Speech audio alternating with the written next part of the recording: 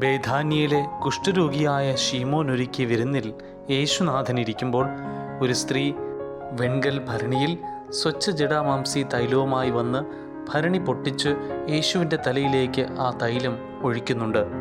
ആ നാളുകളിൽ സ്വച്ഛജടാമാംസി തൈലം പൂശുന്നത് സമൂഹത്തിൽ ഏറ്റവും ആദരിക്കപ്പെടേണ്ടുന്ന വ്യക്തിയെ ആദരിക്കുന്നതിനോ ബഹുമാനിക്കുന്നതിനോ വേണ്ടിയായിരുന്നു. എന്നാൽ ആ സ്ത്രീ ഏറ്റവും വിലമതിപ്പുള്ള ആ തൈലം യേശുവിൻ്റെ ദേഹത്ത് പൂശുകയല്ല, മറിച്ച് ആ ഭരണി പൊട്ടിച്ച് അവൻ്റെ തലയിലേക്ക് ആ തൈലം ഒഴിക്കുകയാണ്. പൊട്ടിച്ച് എന്നുള്ളതിന് സൂൺ ട്രിബോ എന്ന ഗ്രീക്ക് പദമാണ് ഉപയോഗിച്ചിരിക്കുന്നത്. അതിനർത്ഥം ടു ക്രഷ് എന്നാണ്. ആ ഭരണി തകർത്ത് മുഴുവനായി യേശുവിന് വേണ്ടി വിനിയോഗിക്കുന്നുണ്ട് ആ സ്ത്രീ. ഈ സമർപ്പണമാണ് യേശുനാഥൻ നമ്മിൽ നിന്ന് ഈ വിശുദ്ധ വാരത്തിൽ ആവശ്യപ്പെടുന്നത്. പൂർണ്ണമായി സമർപ്പിക്കുക, മുഴുവനായി യേശുവിൽ അർപ്പിക്കുക.